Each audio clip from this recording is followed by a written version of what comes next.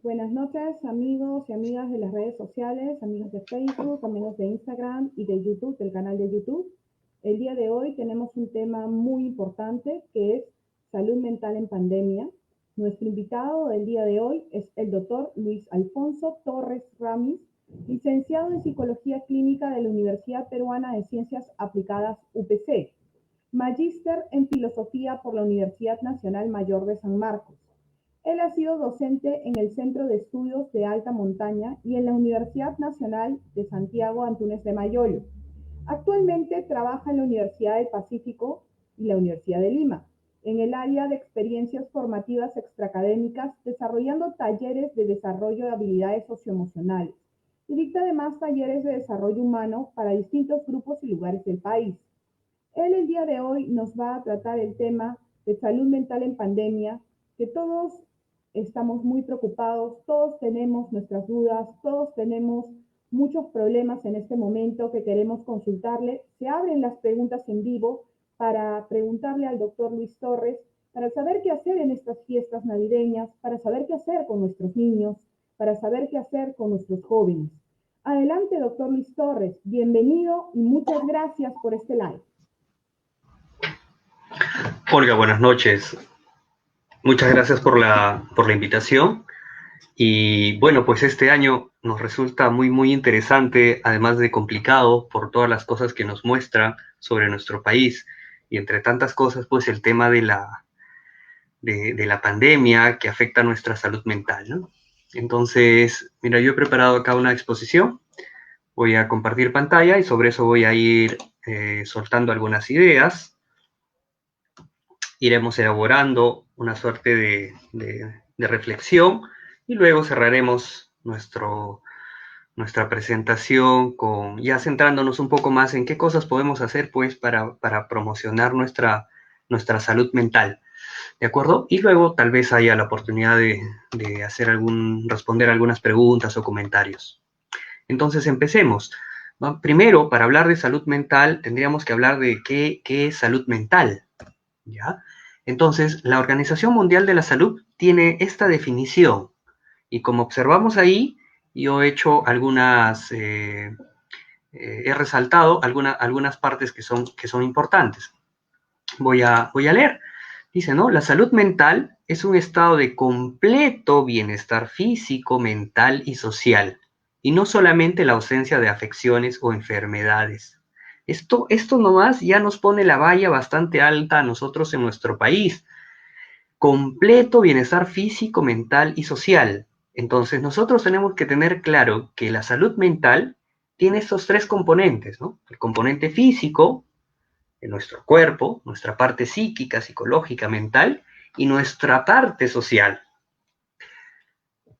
La otra definición o el otro componente de la Organización Mundial de la Salud dice lo siguiente, ¿no? Estado de bienestar por medio del cual los individuos reconocen sus habilidades, son capaces de hacer frente al estrés normal de la vida, trabajar de forma productiva y fructífera y contribuir a su comunidad.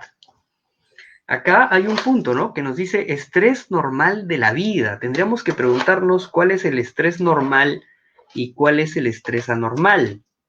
Sobre todo en la actualidad, que el estrés parece ser algo que se va normalizando. Es decir, cuando todos vivamos normalmente estresados, ese será el estrés normal, más allá de que sea un estrés que nos hace daño. Entonces, por ahí esta expresión de estrés normal de la vida tendríamos que cogerla con pinzas, porque nos abre la posibilidad de aceptar el estrés como algo normal, porque todos los días vivimos bajo estrés y en realidad es algo que nos afecta la salud mental.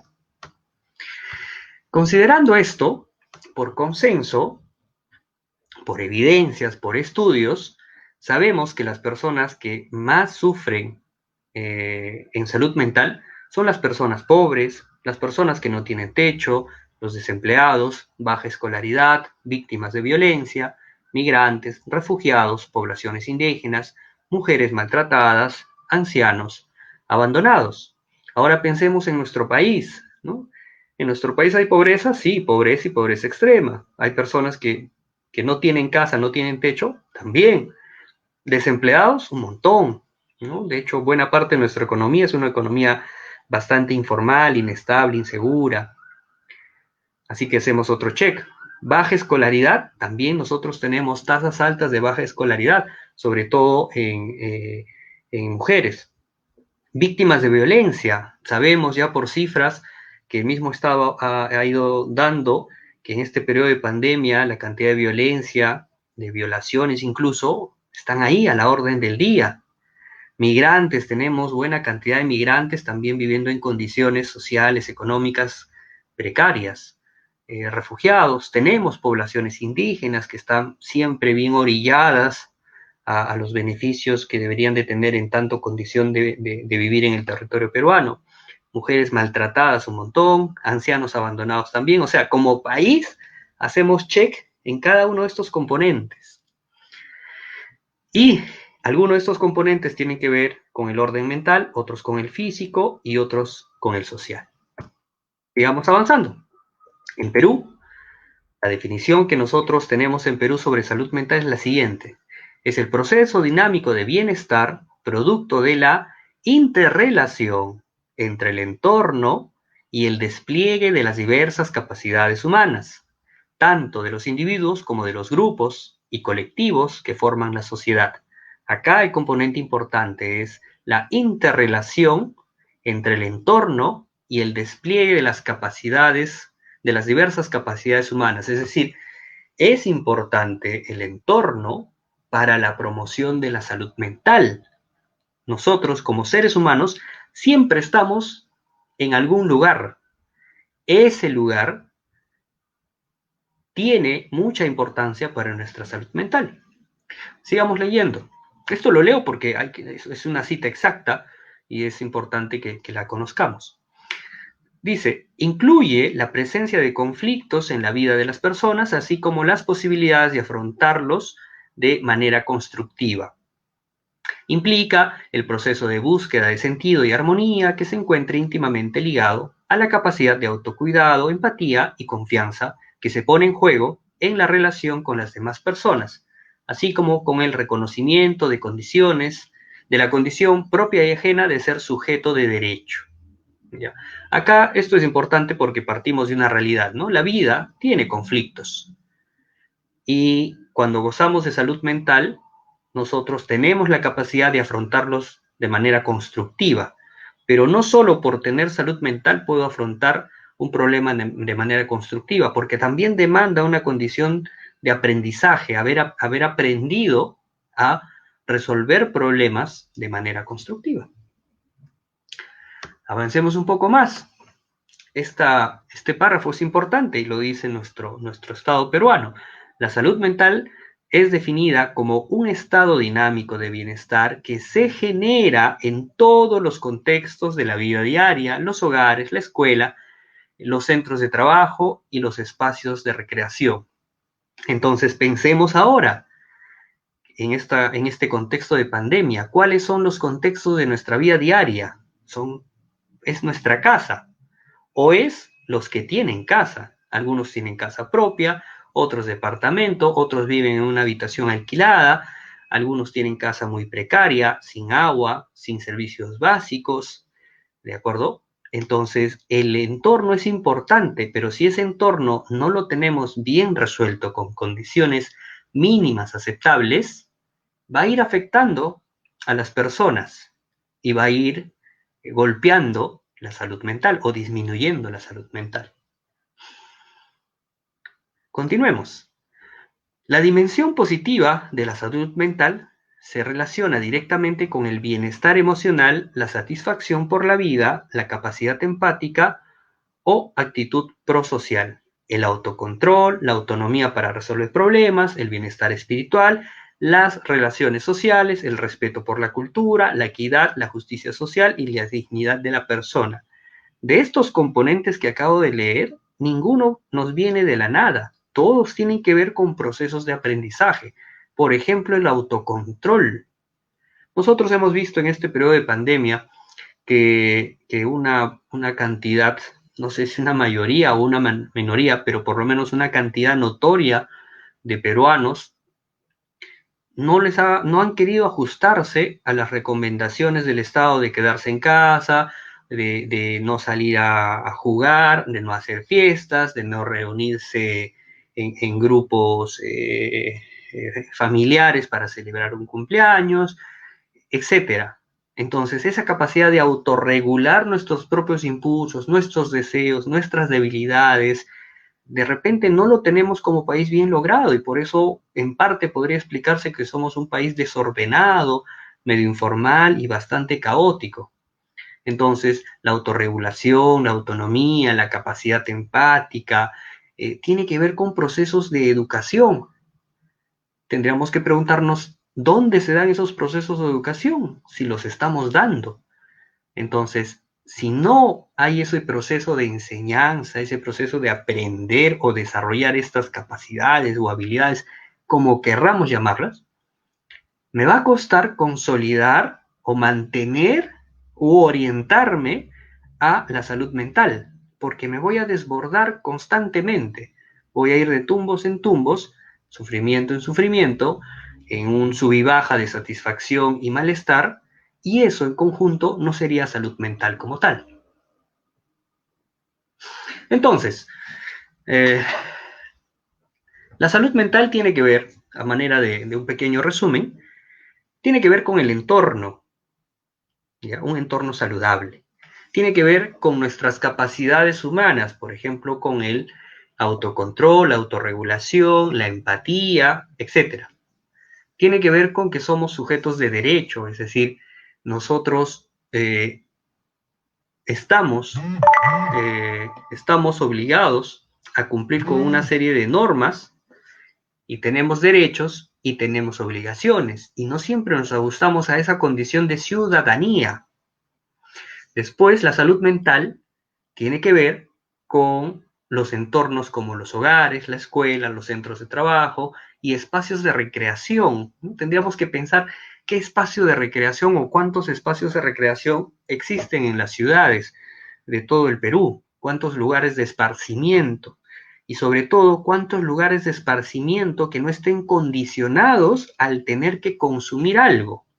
Es decir, un centro comercial pasa por ser un espacio de recreación, porque me distraigo, pero no es propiamente recreación en tanto que está condicionado por el que tengo que comprar algo. O sea, todo lo que hago ahí tiene que ver con un intercambio monetario. En cambio, por ejemplo, un gran parque, un lugar de esparcimiento o la playa, no tiene esa connotación de consumo como tal, ¿no? Serían esos los espacios de recreación genuinamente. La salud mental también tiene que ver con nuestro comportamiento, con cómo nosotros interactuamos con los otros y la capacidad de autorregular nuestras diferentes características como persona. Después, tiene que ver con la satisfacción por la vida, ¿no? Si nosotros hiciéramos una gran encuesta en nuestro país y la pregunta fuera, ¿usted está satisfecho con su vida?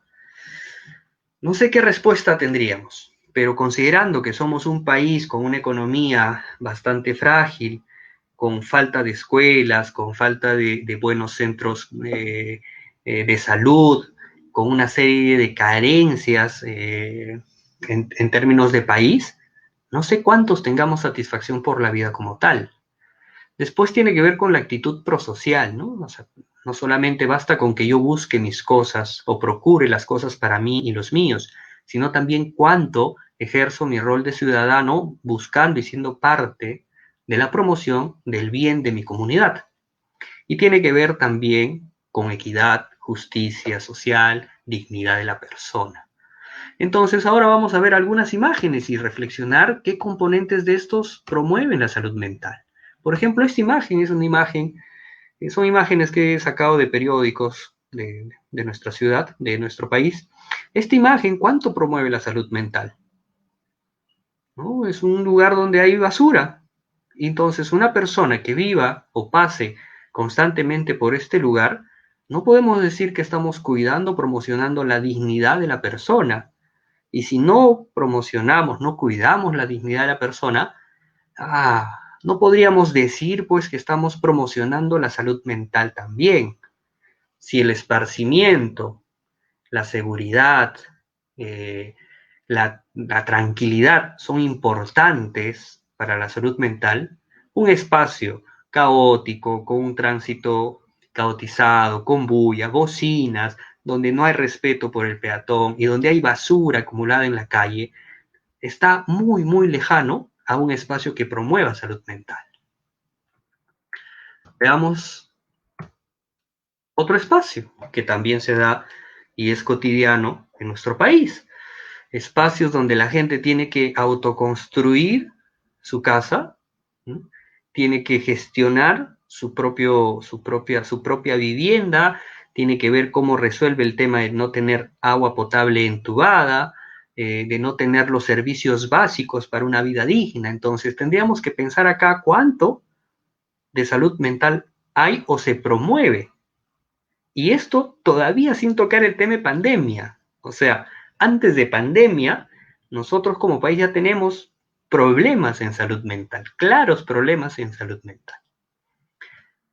Veamos otra imagen a modo de sensibilizarnos un poco, ¿no? Esto es una imagen pues de una escuelita típica de nuestra maravillosa sierra peruana, pero que tiene colegios de esta naturaleza, colegios precarios, con una serie de infraestructuras que no cumplen pues el requisito que debería ser un centro educativo, ¿no? Donde los profesores tienen que hacer travesías o realmente entregar mucho corazón para cumplir con su trabajo como deberían de cumplir. ¿Cuánto de salud mental promocionamos acá? Los niños son niños y siempre están contentos en cualquier espacio en el que estén. En abundancia o en carencia, una cosa maravillosa de la infancia es que siempre hay una alegría, pero cuando el entorno no protege y no promociona el desarrollo de las habilidades adecuadas del niño, ahí vamos poniendo las semillitas de lo que luego van a ser problemas en la adolescencia, en la juventud o la adultez. Veamos acá una imagen más, ¿no? Una imagen que corresponde a nuestra selva peruana, donde también hay índices de pobreza bastante altos, acá donde hay dignidad. Y esta imagen no tiene nada que ver con un tema idiosincrático, cultural, tradicional, ¿no? No tiene nada que ver. Entonces, ¿cuánto de salud mental promocionamos en espacios en los que hay familias que viven orilladas de todo el soporte que el Estado debe brindar a todos los ciudadanos del país? Entonces, como vamos viendo, la salud mental en nuestro país va mal mucho antes de la pandemia. Pero continuemos, veamos un poco más. A ver, la salud mental tiene que ver con tres componentes, ¿sí? Condiciones físicas, psicológicas y sociales. Entonces acá yo he hecho una lista relativamente ligera y al azar. Y pensemos ahora en el contexto más bien de quedarse en casa, en el contexto de pandemia, en el contexto de reducir nuestras salidas al máximo porque queremos prevenir que los contagios continúen, contagiarnos o peor aún que algún familiar o uno mismo fallezca, ¿no? Pero pensemos en aquellos sectores de nuestra sociedad que viven con desnutrición, con anemia, tienen algún tipo de enfermedad o enfermedades, viven violencia dentro de la casa, ¿no? No hay saneamiento, viven en entornos contaminados y además tienen que estar recluidos en casa. Entonces, a los problemas que uno ya pueda tener antes de pandemia, se suma la pandemia como tal y se agrava claramente el asunto. En cuanto a condiciones psicológicas o trastornos o alteraciones psicológicas o mentales, podemos encontrar personas con depresión, con ansiedad, estrés, fragilidad emocional, relaciones tóxicas, ¿no? Que es una expresión que se ha puesto un poco de moda ahora, y violencia en general, ¿no? Violencia hacia la pareja, violencia hacia los niños o hacia los ancianos, etc. Entonces, en un entorno familiar en el que no hay salud mental, en el que no se sabe cómo interactuar sanamente, constructivamente con el otro, a eso le agregamos el tener que quedarse en casa, para muchos hogares de nuestro país, eso se convierte en vivir con el enemigo. Y eso es delicadísimo, ¿no? Entonces, ¿cuánto más se afecta a la salud mental? Si hay niños o hay parejas que tienen temor a estar en casa porque cualquier cosa puede explotar, violencia, discusión, vejación, humillación, estar encerrados en casa es literalmente una bomba de tiempo. Y las condiciones sociales, que por cierto son las que tienen el gran peso o la gran responsabilidad en los problemas de salud mental. La pobreza, el desempleo, la informalidad, la inseguridad, la sociedad, la desigualdad, falta de oportunidades, migración, es decir, todo lo que tiene que ver con las trabas o los atrasos sociales que tenemos en nuestro país afectan la salud mental. Si a eso le agregamos el tener que estar encerrado en casa o no salir con una condición económica precaria o sin empleo o perdiendo el empleo o con un empleo informal, ¿ya? O bajo un régimen, un entorno social en el que no tengo seguridad o insalubre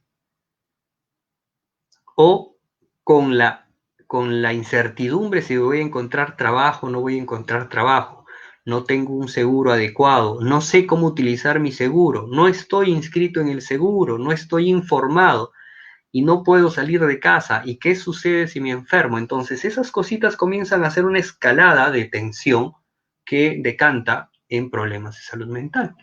Veamos unas 3 imágenes más. Esta es una imagen también que he sacado de diarios de nuestro país, ¿no? En una casa hecha de madera, que básicamente en muchos casos son un pequeño cuarto, una pequeña habitación, y la familia tiene que estar hacinada ahí. ¿Cuánto esa falta de comodidades, cuánto afecta nuestra salud mental? ¿Qué hace uno cuando está encerrado en un cuarto bastante precario y no hay nada que hacer porque no puedo salir? Nuestra mente empieza a trabajar. Y empieza a trabajar o para resolver problemas o para agobiarme más, creándome más problemas. No sabemos.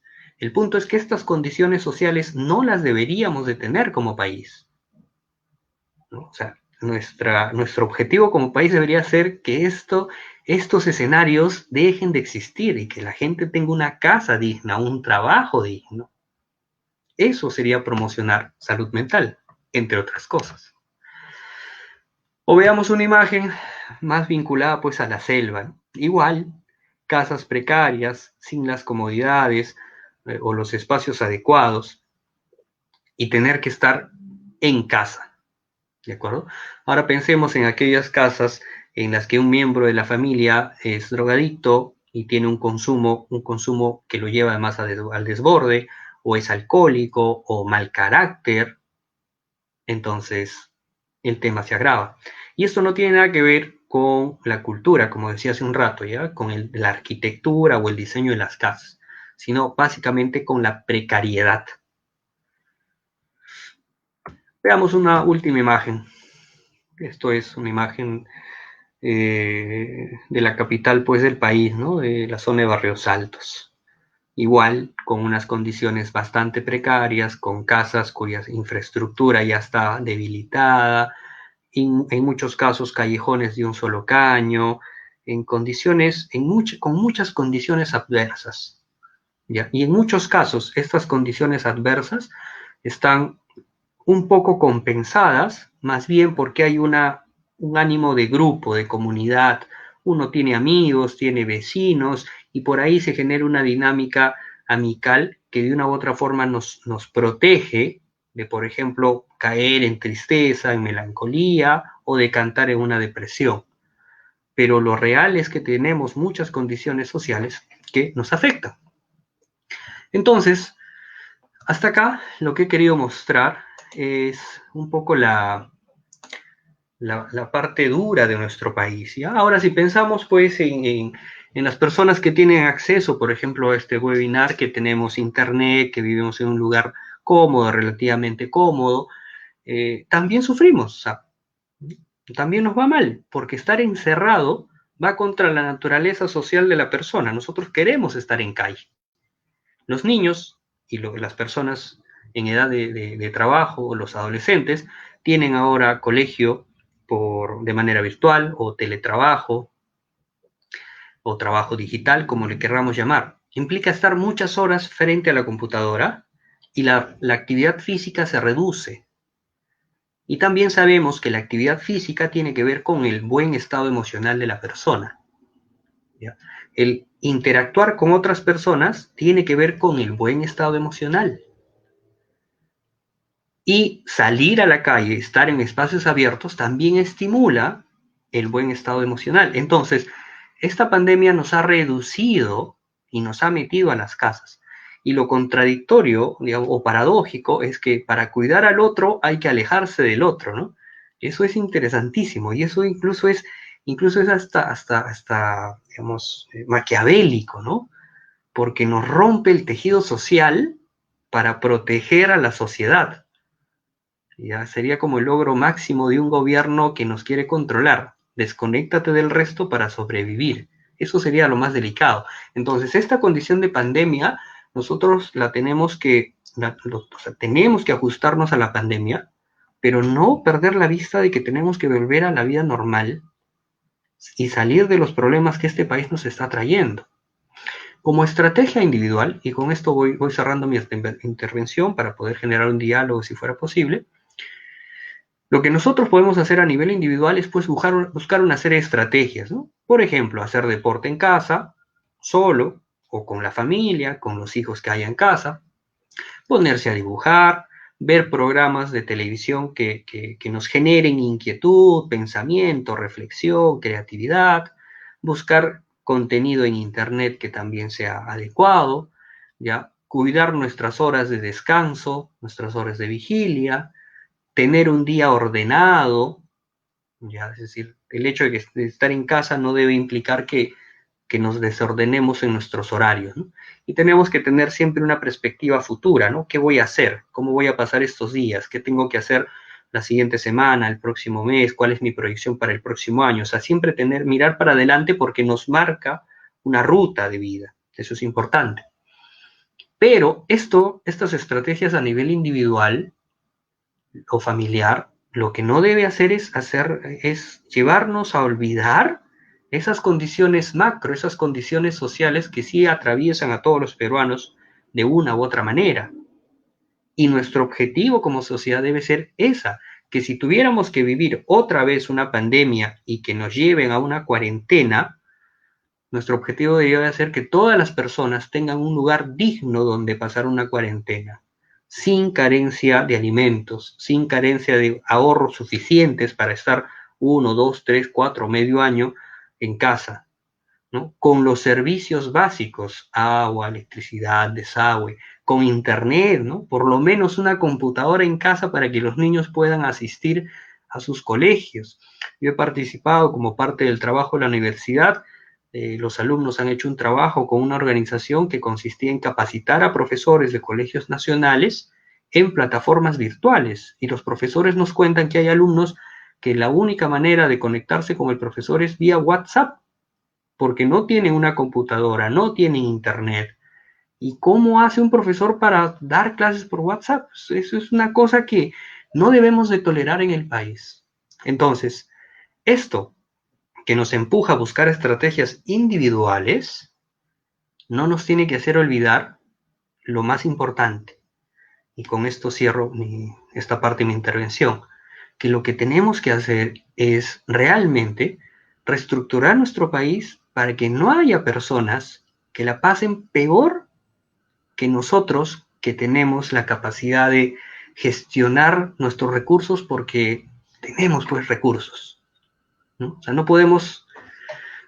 es justo que los que tengamos internet sí tengamos la capacidad de mirarnos y compartir y una gran parte de nuestro país no tenga la capacidad de, por ejemplo, escuchar sus clases, los niños escuchar sus clases o mirar a través de una pantalla a su profesor.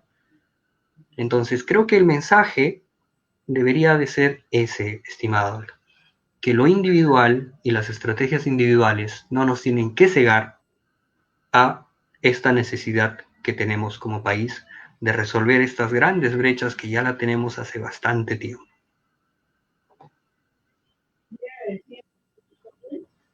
agradecida, doctor Torres, por la presentación. Y bueno, algunos puntos importantes que mencionar y que rescatar. Estado fallido. Un Estado fallido que no me puede dar una casa digna, que no me puede dar un trabajo digno, que no me lo ha dado durante tanto tiempo, que hay más del 70% de la población pobre y muy pobre. Y han sido los gráficos que usted nos ha mostrado, que son la realidad de nuestro país. Un Estado que tiene que cambiar, un Estado que tiene que impulsar políticas de salud mental, políticas de salud mental de inmediato. Tenemos, conozco que la escuela, el Colegio de Psiquiatras del Perú viene trabajando unas políticas al respecto, pero no han llegado a ningún consenso con el Ministerio de Salud y eso todavía aún no se ha dado en políticas públicas reales que tienen que ser documentadas y que tienen que ser ejecutadas ya, porque nuestros niños menores de 5 años están viviendo un encierro cuando ellos necesitan sociabilizar. Nuestros jóvenes han vivido un encierro y hemos visto cómo al salir han creado una marcha, han generado caos, ellos mismos se han generado un caos. Es bastante difícil la presentación, los puntos que usted nos ha expuesto, doctor. Nos ha hablado de estrategias interesantes, el deporte, el dibujar. ¿Qué estamos haciendo nosotros como padres en casa con nuestros niños? Les estamos dando la tablet o el celular, luego de que ya han estado conectados la mayor parte del tiempo en las pantallas, en clases. Están aburridos, vamos a darle el celular, vamos a darle la tablet, vamos a que vean más televisión, sigan diagramando, sigan viendo imágenes rápidas, imágenes rápidas. Y doctor, yo le pregunto, ¿qué va a pasar con estos niños a futuro? ¿Cuáles van a ser los problemas de salud mental después de esto? ¿Qué tiene que hacer el Estado para pararlo? Porque si la generación venidera es esta generación que vemos de violencia, de violación en familia, y decimos, ¿qué pasó? ¿Qué hicimos mal? ¿Qué hicieron mal tal vez nuestros padres? ¿Qué viene más allá? Si es que el Estado no regula, porque el Estado es el regulador en este momento, el que tiene que fusionar todo y presentar políticas reales. ¿Qué opina usted, doctor, ahí? ¿Qué debemos hacer? Sí, hay algo importante, ¿no? Que se está instalando en nuestra actualidad, y esto viene un poco pues desde el mundo occidental, ¿no?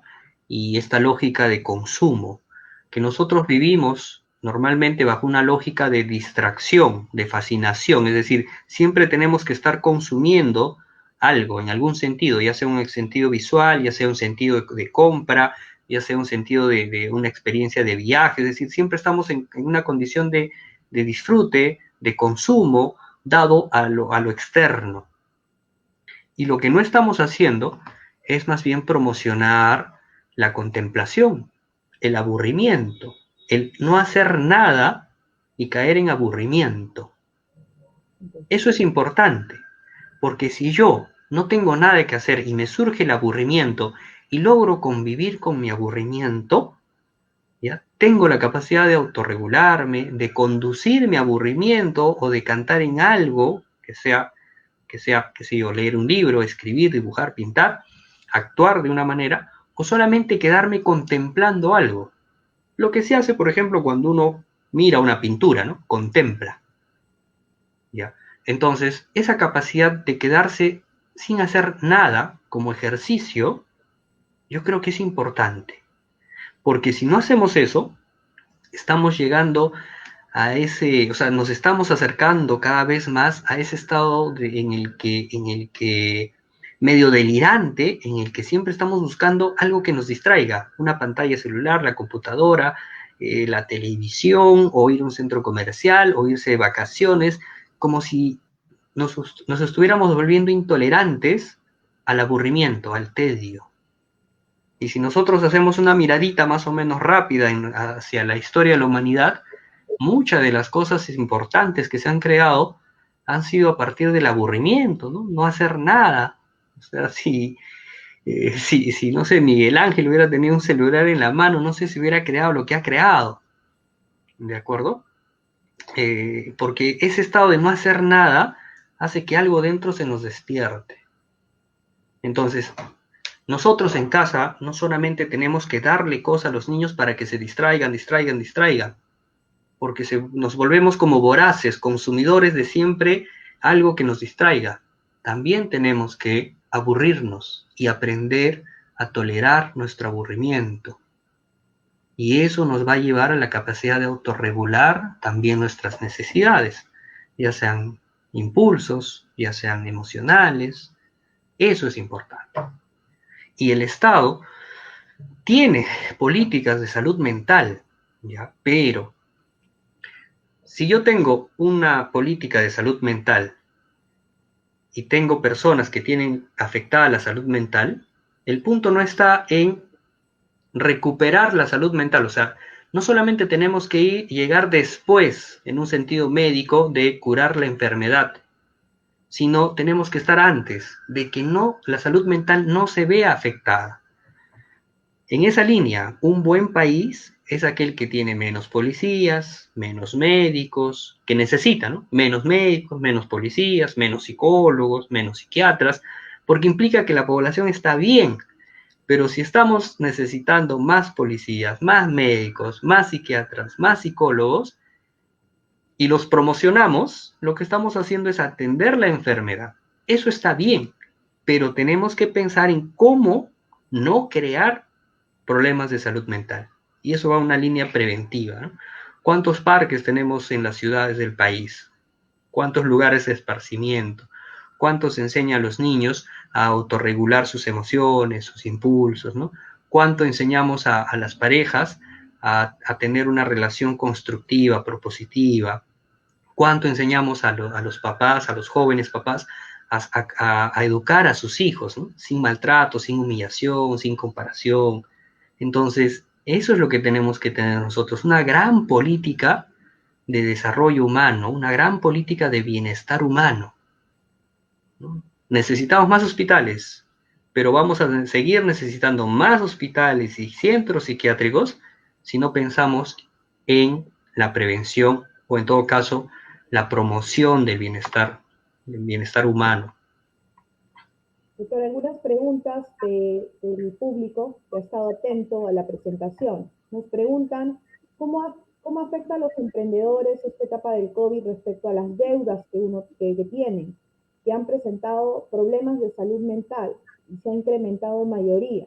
¿Qué tienen que hacer? ¿Qué deberían de hacer? ¿Qué pueden hacer? Porque están realmente Sí, asustados porque ya no saben cómo trabajar y por eso vemos esa informalidad, vemos mesa redonda y vemos todo lo que vemos en la televisión, ¿no?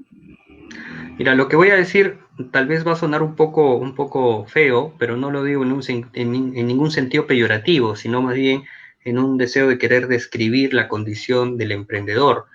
El emprendedor para nuestro país es digamos, es una especie de huérfano del Estado. Es alguien que no tiene condiciones o que no tiene los espacios adecuados que vengan desde el Estado para permitirle crecer con dignidad en términos sociales, educativos, económicos. Entonces, esa condición de huérfano hace que se la tenga que buscar por sí mismo. ¿Ya? Entonces, la pandemia, ¿qué hace? Nos muestra algo que ya está mal desde antes, pero no lo vemos porque la gente, al ser emprendedor, digamos que sin querer termina ocultando el problema. Si todos los emprendedores, en una situación ficticia, ¿ya? Renunciaran a ser emprendedores y interpelaran al Estado, tendríamos una gran crisis social, probablemente una tremenda marcha nacional. Lo que tenemos que pensar, o el Estado tiene que pensar, es cómo yo capacito a las personas, cómo yo les enseño educación financiera, cómo yo les doy herramientas, cómo yo creo una serie digamos, de préstamos bancarios adecuados para estas personas para que tengan, o cómo creo un sistema de créditos en el que realmente se promueva a la persona y que pueda tener un capital de inicio. Entonces, o sea, no necesitamos más, o sea, tenemos emprendedores porque se la buscan solos, ya que no hay oportunidades. No somos un país industrializado, no tenemos, no hacemos muchas cosas, o sea, importamos materia prima. Y es lamentable porque nos pasa esto desde que vino, desde la época, desde la conquista, ¿no? O sea, lo que hay acá lo sacamos y dejamos que se vaya y no lo procesamos aquí. Entonces, el emprendedor sufre muchas presiones, tiene préstamos, necesita su economía, está empezando un negocio. ¿Qué es lo que tiene que hacer? A ver, o sea, el Estado tiene que resolver esto, pero mientras el Estado lo resuelve, la persona tiene que hacer algo. ¿Qué es lo que tiene que hacer? Esas presiones hay que compensarlas de alguna manera. O sea, la persona, el individuo, tiene que procurarse un momento de calma interna. Y eso puede pasar porque cada día, ¿ya? Cada día lo que puede hacer es tomarse unos minutos, una vez o varias veces al día, cerrar los ojos, respirar despacio y autoconectarse, ¿ya? Autosentirse, autopercibirse. Ese ejercicio de volver adentro nos genera alivio emocional, calma, es como reubicarnos, reconectarnos. En ese estado voy a poder pensar de mejor manera cómo resolver mi pleito.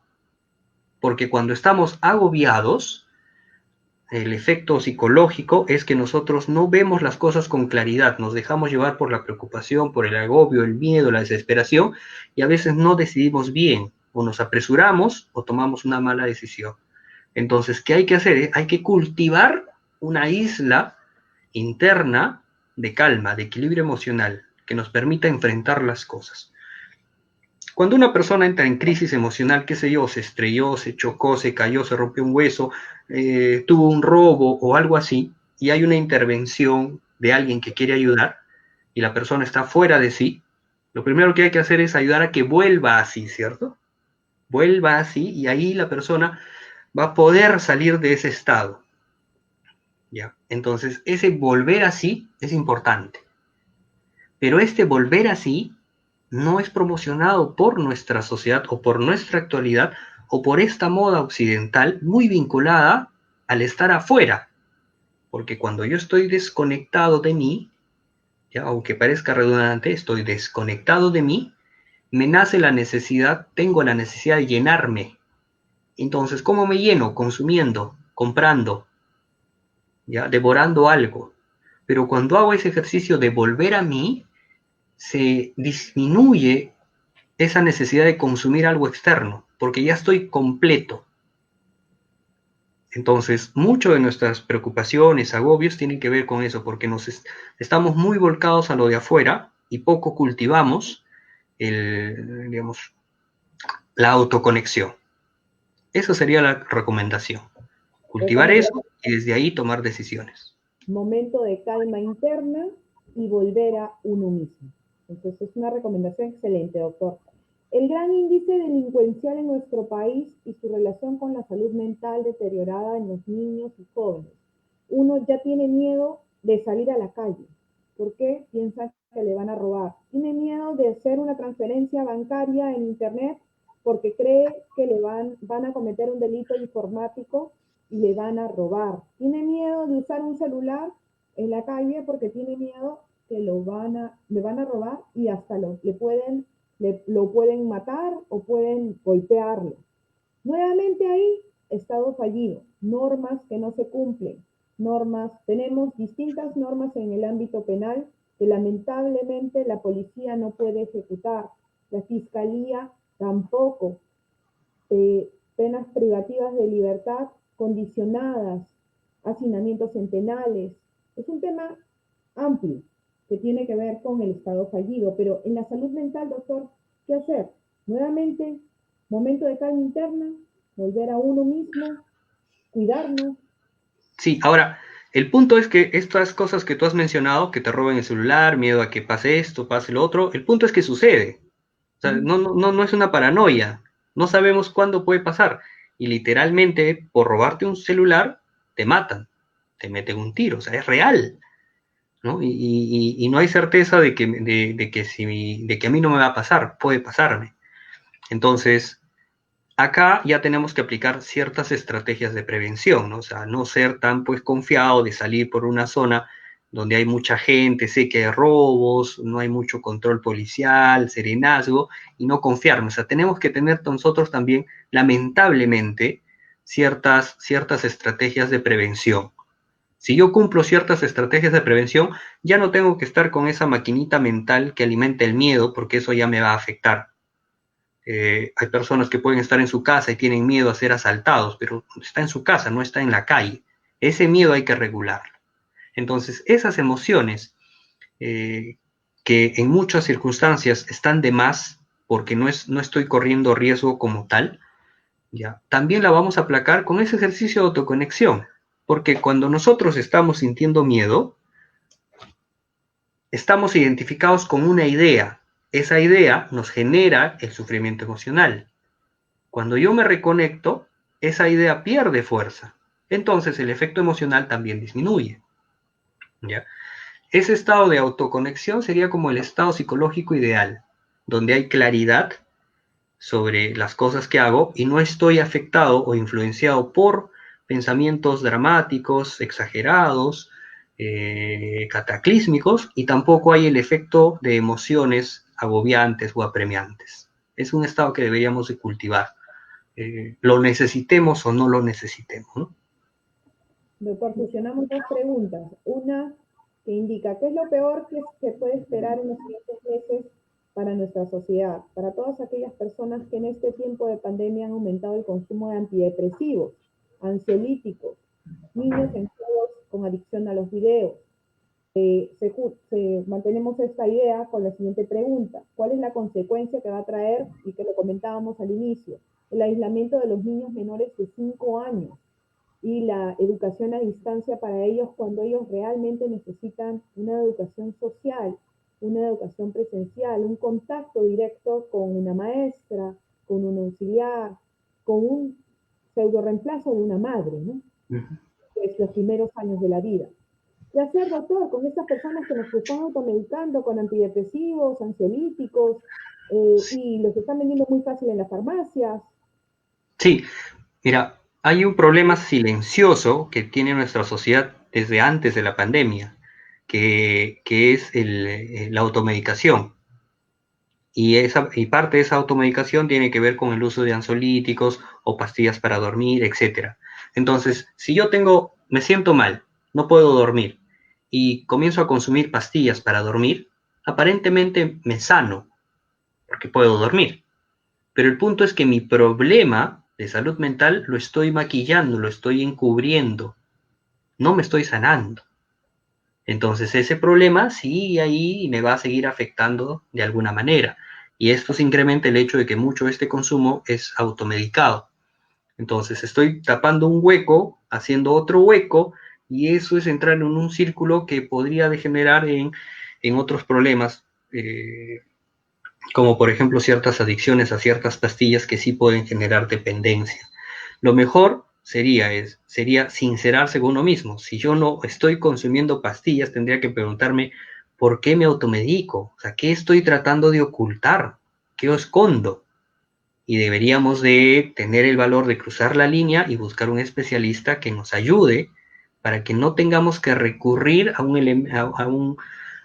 una estrategia que nos oculta la enfermedad. Y si nosotros observamos y comparamos en las últimas décadas en nuestro país, el incremento de las farmacias es bastante notorio, ¿no? De hecho, antes eran pues una que otra farmacia y una que otra botica que además eran conocidas por barrio, pero ahora la cantidad de lugares que nos venden medicinas ha incrementado un montón. Tendríamos que analizar y ver si es que eso corresponde al crecimiento normal de la población, está en proporción a la población, o más bien hay hay un incremento innecesario de medicinas. Yo personalmente diría eso, porque de hecho conozco varias personas, o sea, varios pacientes que me refieren que toman pastillas que no, y nadie se las ha medicado, ¿no? Escucharon por ahí y comienzan y generan el hábito. Eso está mal. Hay que dejar de tomar pastillas, sufrir el problema para decir necesito ayuda y buscar un especialista que sí me resuelva el tema. En cuanto a los niños menores de 5 años, es que lo que tendríamos que preguntarnos es si es que un niño de menos de 5 años debería ir a un colegio. No debería ir a un colegio, debería estar en casa, jugando en casa, en familia, o ir al colegio por horas, pero no a tener propiamente aprendizaje, digamos, actividad académica, ¿no? Sino sobre todo lúdica. ¿Ya? Entonces, acá tenemos dos problemas. Uno es que estamos sobrevalorando la actividad de aprendizaje. Queremos que el niño aprenda, y terminamos quemando etapas de la infancia que también deben estar vinculadas al juego, a la recreación, a la socialización. Y lo otro es que los padres desplazan su responsabilidad al colegio. O sea, el padre tiene que... A ver, el asunto es así. El padre educa, ¿no? Y el colegio instruye. La instrucción implica enseñar matemática, lenguaje, historia, química, manualidades, etcétera. Es decir, conocimientos conocimientos bien concretos. Y el padre educa. ¿Eso qué significa? Que el alumno llega al colegio puntual, sabe saludar, tiene autocontrol, se autorregula, es respetuoso. Es decir, esas habilidades que le permiten adaptarse y fluir adecuadamente a una sociedad. Pero lo que vemos es que el colegio tiene que asumir la instrucción y la educación del niño. Entonces los papás terminan llevando a sus hijos al colegio para descansar de sus hijos porque no saben qué hacer con sus hijos, porque no nos enseñan a ser papás como tal, ¿no? O sea, la actividad de padre implica dedicar horas y horas y horas a educar al hijo, a formar al hijo, a cultivar ese ser humano. El colegio no cultiva el ser humano, el colegio instruye a ese ser humano que llega de casa. Entonces, si esto lo llevamos a nuestro contexto social, en el que contexto en el que muchas familias tienen que trabajar por muchas horas para generarse una economía que les permita sobrevivir, ¿cómo le vamos a pedir que atiendan a sus hijos con el tiempo suficiente? Y esto no se da no solamente se da en la clase baja, se da en todas las clases sociales. Sistemáticamente hay un abandono de los hijos y son entregados al colegio para que el colegio se encargue. Entonces esto lo tenemos que replantear también. Y ahora en esta época de pandemia, los que tienen computadora pueden escuchar sus clases, están pegados a la computadora, y cuando no están con la computadora, ¿qué hacen? ¿Cuál es la actividad familiar? ¿Qué actividades recreativas hay en casa entre padres e hijos para fomentar o desarrollar esas habilidades de interacción, de socialización, de empatía, de juego, de autorregulación? Entonces, los niños no pueden ir ahora al colegio, pero eso se tiene que trabajar en casa, ¿no? No es algo así como, bueno, este año no se va a trabajar, se tiene que trabajar en casa, ¿no? Los padres tienen inevitablemente pues que hacer 2, 3 trabajos, ¿no? El trabajo de ser padres, el trabajo de gestionar la casa como tal, que la casa esté limpia, ordenada, etcétera, y generar economía fuera de casa con el negocio que tengan. Es complicado ser padre. No se trata solamente de proveer, ¿no? Porque proveemos y no formamos, eso está mal. Colación de eso, doctor, importante porque vamos a tener muchas mujeres con problemas futuros probables de salud mental porque se han visto teletrabajando, cuidando la casa, limpiando la casa, ordenando, gestionando, cocinando. Tal vez ellas trabajaban, dejaban a los niños en una guardería o en un colegio, tenían una persona que les asistía al hogar y bueno, ya tenían una rutina común en este tema, pero ahora vemos muchas mujeres, probablemente de mi edad, entre 35, 40, 45 años, que han colapsado realmente, porque no estábamos en la capacidad tal vez de saber que todos teníamos que hacer en un solo momento. Entonces ahí el rol es compartir roles en casa, compartir roles con el esposo, enseñarle a los chicos a también ser responsables, a también hacer las labores de la casa, porque finalmente una mujer no se va a poder dividir en 500 partes, es imposible. Entonces, y eso es un tema que está muy fuerte y recurrente en muchas mujeres de edad media, ¿no? Doctor, para culminar hay una pregunta más y agradecerle por su gentileza, agradecerle por su tiempo, pedirle disculpas por el problema técnico inicial y las demoras que tuvimos en iniciar el webinar. Ha sido muy didáctico usted en mostrarnos y presentarnos imágenes reales de lo que está sucediendo en nuestro país. Tenemos que cambiar como Estado, tenemos que modificar muchas cosas, pero no solo desde el Estado, sino desde nuestras casas, como padres, enseñarle a nuestros hijos, ponernos un momento de calma interna, como usted lo ha dicho, volver a nosotros mismos, ser padres educadores, dejar al colegio que instruya, no pensar que el colegio tiene que hacerlo. Entonces, si empezamos esto desde casa con nuestros niños, a futuro tendremos una generación madura psicológicamente. Pero si no lo hacemos y siempre nos quejamos y decimos, el culpable es el gobierno, los culpables son los congresistas, entonces los culpables son todos menos nosotros mismos. Y tiene que nacer de nuestra propia responsabilidad. Mejorar definitivamente, porque el Estado tiene mucho que mejorar, tiene que darnos casas dignas, tiene que darnos trabajos dignos, tiene que darnos saneamiento, agua y desagüe. Es lo mínimo que tiene que darnos un gobierno. Y no son promesas, tienen que ser realidades, tienen que darnos títulos de propiedad y formalización de nuestras viviendas. La última pregunta, doctor, y para cerrar, ¿qué me puede decir sobre la resiliencia? Dice, ¿por qué algunas personas las manejan y pueden salir adelante a pesar de las adversidades de la vida?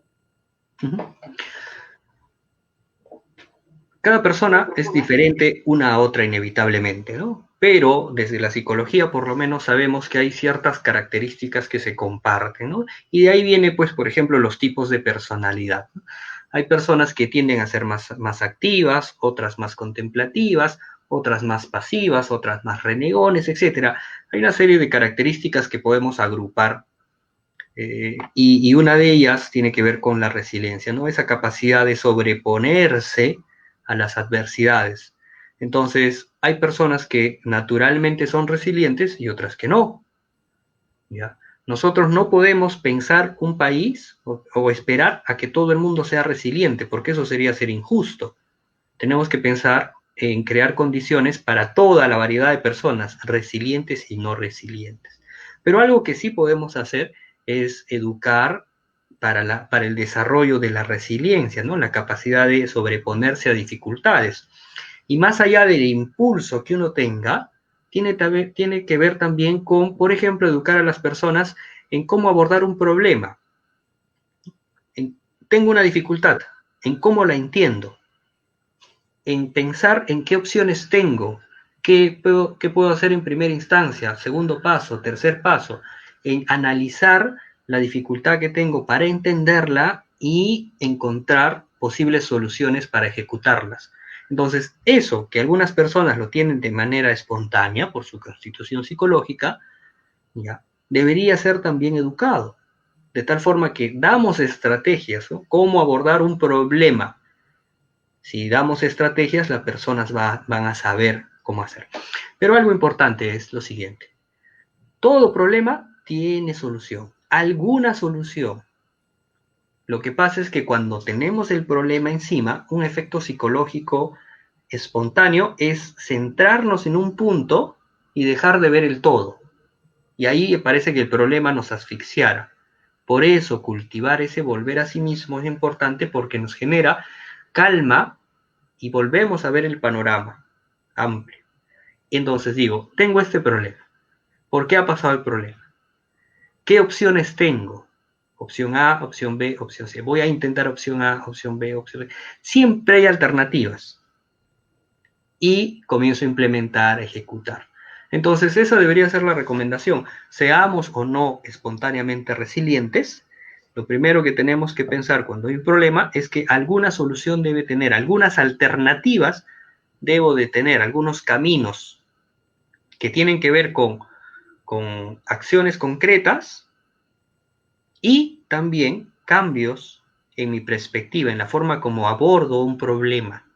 O sea, estrategias que tienen que ver con el actuar, pero también con el cómo interpretamos el problema, cómo lo miramos desde otro lado para para poder descifrar el problema y darnos cuenta que tiene otros caminos u otras soluciones. Entonces la clave está ahí, en cultivar calma, recordar que los problemas siempre también tienen opciones y ejecutar, probar, plan A, plan B, plan C, una de esas opciones va a calar. No siempre podemos resolver el problema en su totalidad, pero podemos comenzar a salir del problema. Algo que siempre nos va a ayudar es irnos a la acción, ¿no? Al acto, no quedarnos en la idea, en el pensamiento, o peor aún, en la interpretación o la malinterpretación, ¿no? Mejor es ejecutar. En vez de pensar, mejor es preguntar. En vez de soñar, mejor es hacer, ¿no? El acto es importante, ¿no? Porque las acciones nos terminan llevando a desarrollar hábitos. Si yo repito ciertas acciones buenas, desarrollo hábitos buenos. Entonces, la práctica nos puede ayudar a tener mejores estrategias para abordar problemas en general. Nuevamente, doctor, agradecidísima por su presencia en este webinar. Ha sido exitoso, ha sido muy didáctico, usted ha sido directo con algunas cosas porque ha tocado a los emprendedores como yo. Y bueno, nos ha dicho la verdad. Somos personas, somos ciudadanos que no tenemos el apoyo del Estado, que necesitamos el apoyo del Estado para seguir nuestros emprendimientos, para continuar con nuestros negocios. Tenemos que mantener la calma, tenemos que tener una calma interna, tenemos que mantener la paz y para todo problema, como dijo el doctor Luis Torres, hay una solución. Y las soluciones están próximas a venir en el Estado y también las tenemos nosotros como padres, nosotros como ciudadanos. Tenemos que buscar las soluciones y no ahogarnos en los problemas. Muchísimas gracias, doctor. Muchísimas gracias a las personas que han estado conectadas. Este programa se verá también en el canal de YouTube. Doctor, los invitamos en adelante a otra ponencia con otro tema. Muchísimas gracias, amigos. Dios nos bendiga a todos. Hasta Muchas luego. gracias, Olga. Nos vemos.